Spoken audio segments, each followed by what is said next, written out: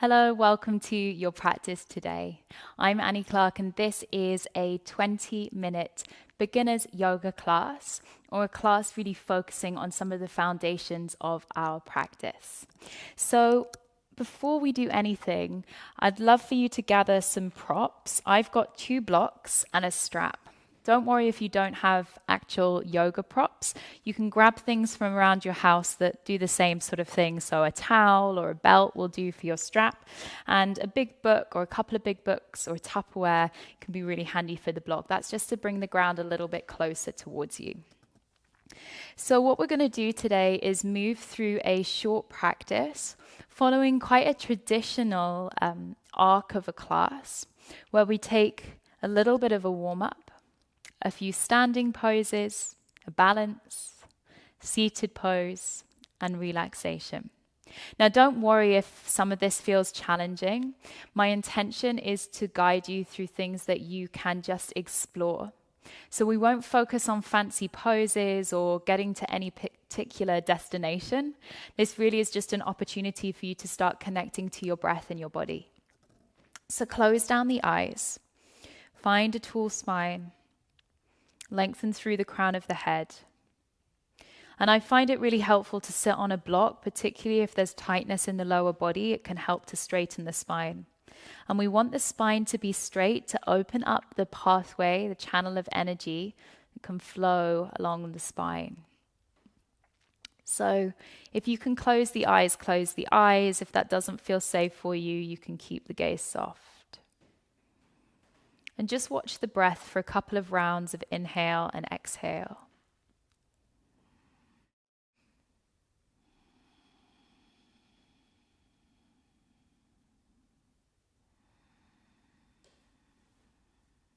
And just notice how the breath is moving in and out of the body. And in general, we breathe in and out through the nose, but if that doesn't work for you today, just make sure you're breathing. The most important thing in this whole class is that you remember to breathe.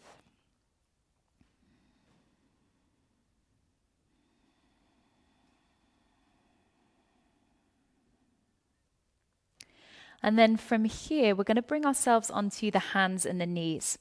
So we want to stack the shoulders above the wrists. If you've got blocks, you might place those either side of the mat. That can be helpful a little bit later. And then the shoulders come over the wrists, the hips above the knees. And we try to equalize the distribution of weight through the body here. So lots of us have a tendency to draw backwards. We want to see if we can stack and draw in at the navel to support that stacking of the shoulders over the wrists. And then from here, we'll take a cat-cow. So slide the shoulder blades down the back of your body and lift your chest forward as though you're broadening the collarbones, and then lift your bum into the space behind you. That's a cow pose. And then we round the spine, looking to your belly button.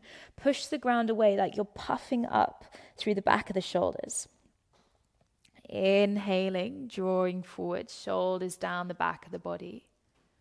And exhaling, rounding through the spine, looking to your navel. And just flow with the breath. So can you match the inhale with that cow pose and the exhale with the cat pose? And find an even flow of breath and movement so you're not holding your breath at any point. And generally, if we're holding the breath in our practice, we're pushing too hard or trying too hard. And you don't have to try hard. Just be willing to be a beginner. It's much easier that way. And then come back to center. We're coming into a child's pose. Now, if you're tight in the lower body, it can be useful to place something underneath the hips here. You're going to walk your hands forward, send your bottom to your heels. Now, if the knees are wide, that's going to make this more of an inner thigh or groin stretch. If the knees are narrow, that's going to be more a stretch for the lower back. So both of them are fine. You just choose what feels right for you today. You can connect the hips with a block or something for a little bit of support. Bring the ground a little bit closer towards you.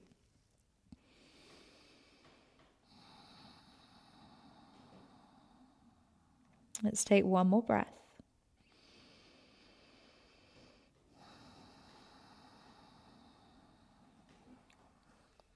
And then gently bring yourself forwards.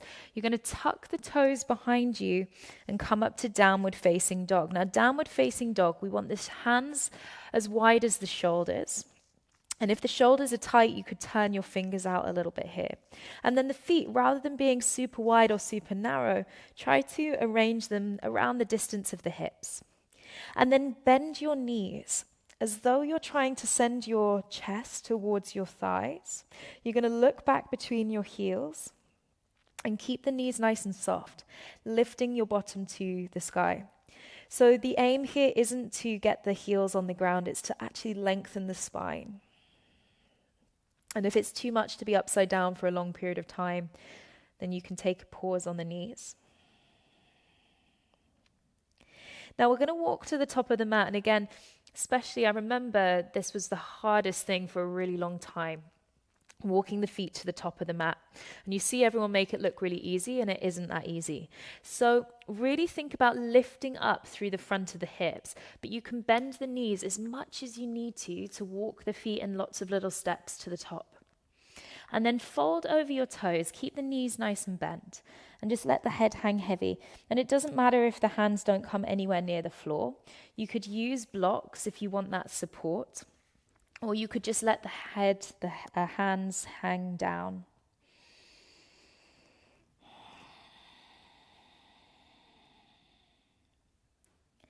And then root through the feet and slowly roll up the spine. You let the head come up last. Rooting down as you unravel. We're going to take the arms up alongside the ears. Reaching tall. And then bring the hands to the heart. And heel toe the feet, either hip width apart or bring the big toes to touch. And rest the hands at the heart center. You can close the eyes here and set an intention for your practice.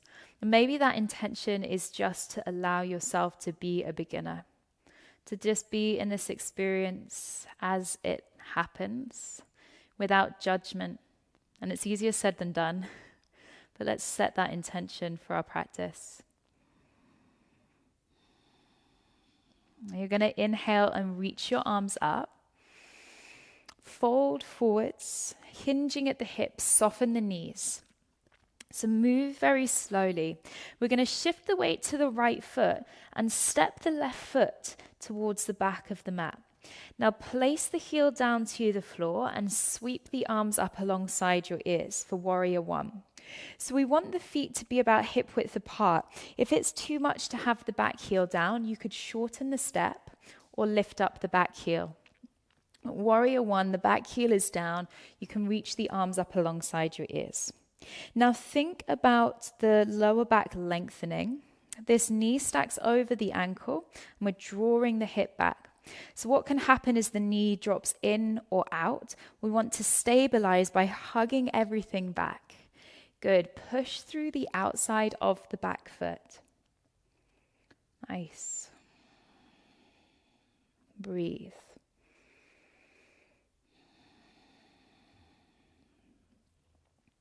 Now let's open to warrior two. So warrior two, the step is a little bit longer. So you heel toe that back foot away.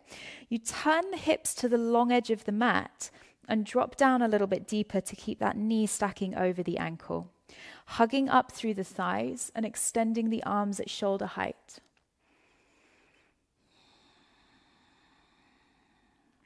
Take a couple of breaths.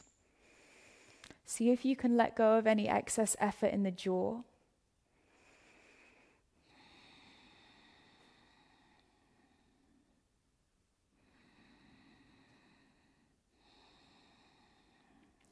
Good, and our last standing pose in this sequence is triangle.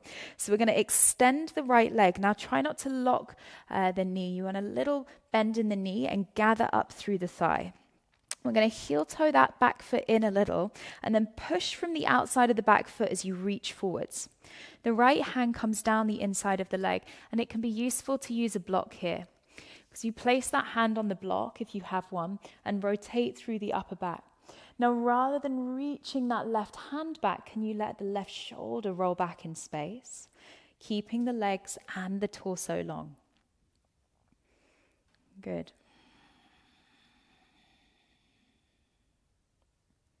Now bend your right knee, release the block to the side. You're going to place the hands towards the floor and pick up the back heel. You can take lots of little steps to bring that foot to the front of the mat and fold over your toes. We're going to roll up to standing, sweep the arms alongside your ears, and then release down to mountain pose. And just take a moment to feel how it feels, to notice what's going on for you, the thoughts that are passing through the mind. Just observe without judgment. We're going to take the same sequence on the other side. So reach the arms up and place the hands down, folding gently, hinging at the hips. Shift the weight to the left foot. The right foot steps down the back of the mat. And then push the ground away with the feet. Find your balance. It will be easier to balance if the feet are hip width. So set that foundation up with the feet and then draw the arms up alongside your ears. Good. The front ribs are wrapping towards one another. That takes the arch out of the lower back. Good. And breathe.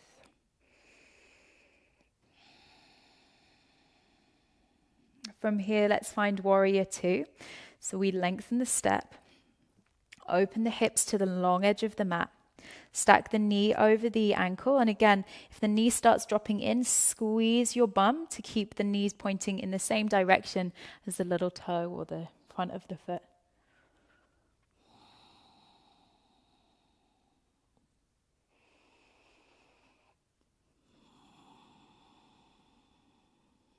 And then triangle pose. Lengthen the left leg, heel toe the back in, find a block. We're going to reach forwards and take the block to the inside of the leg. The right hand reaches up. So the focus here is rotating the spine, not flaring the arm. So the spine is long. You send your hips back, your head forwards, gathering up through the inner thighs. Good.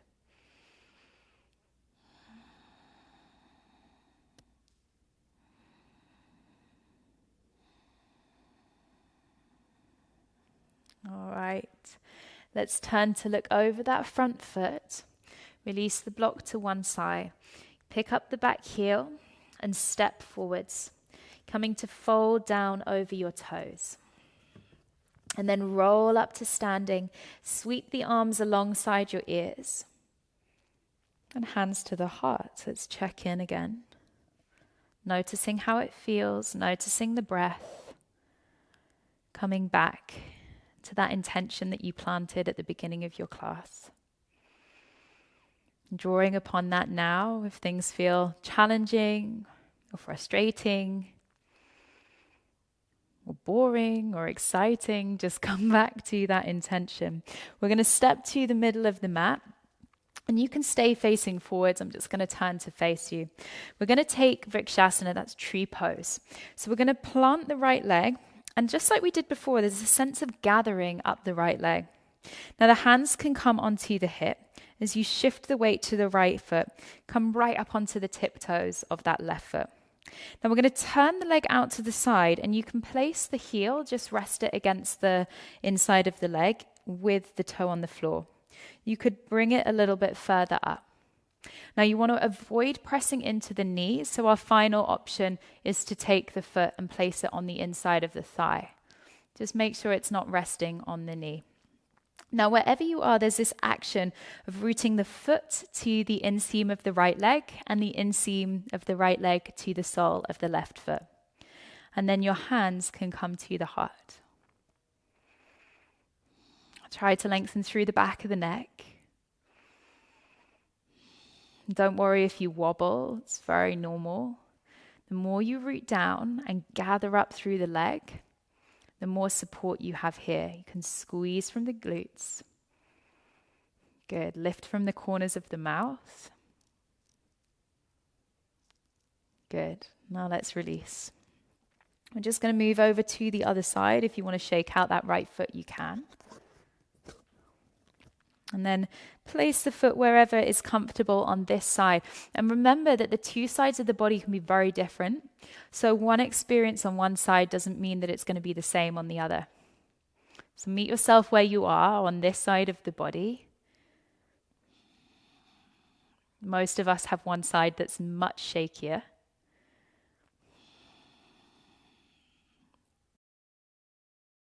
Notice your breath. Make sure you're still breathing.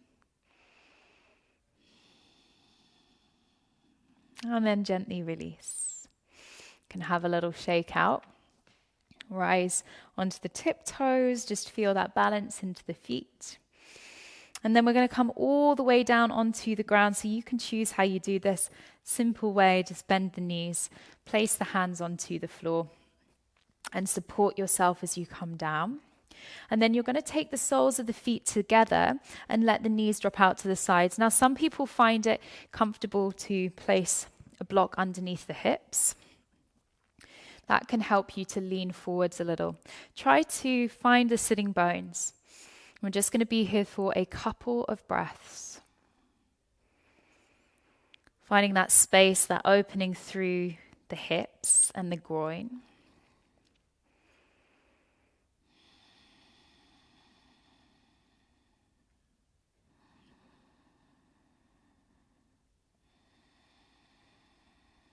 And try not to force.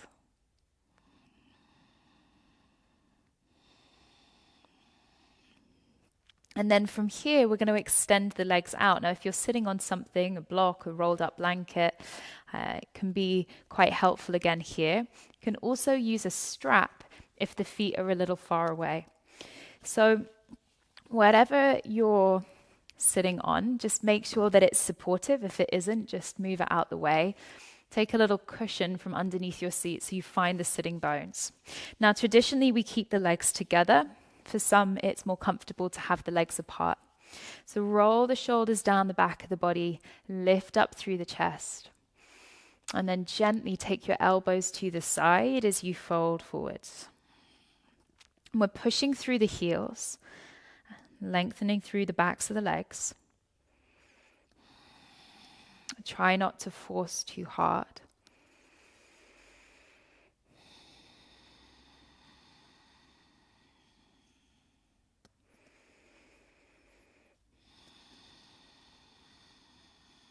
One more breath.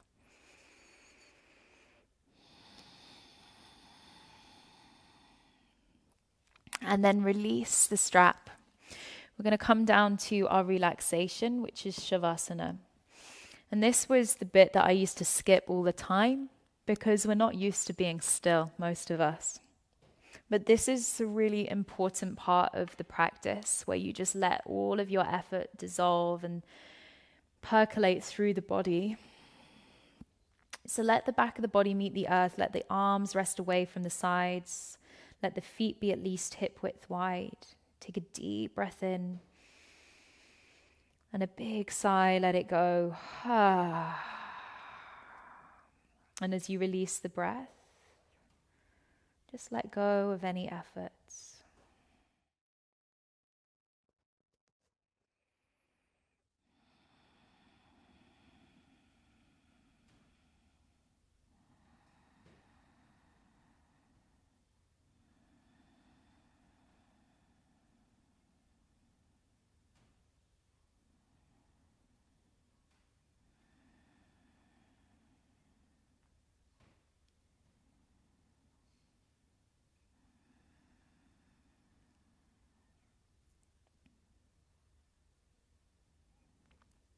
And you can stay here as long as you like, but when you're ready to move, you can wiggle the fingers and toes.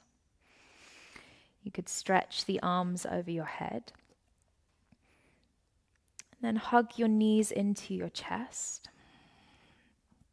And gently roll onto the side of the body, pausing for a moment.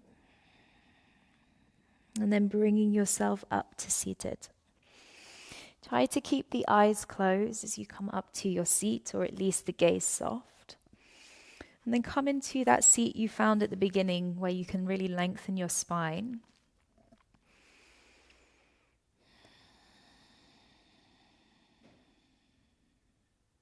And drop back into that simple pattern of breath, drawing in and out.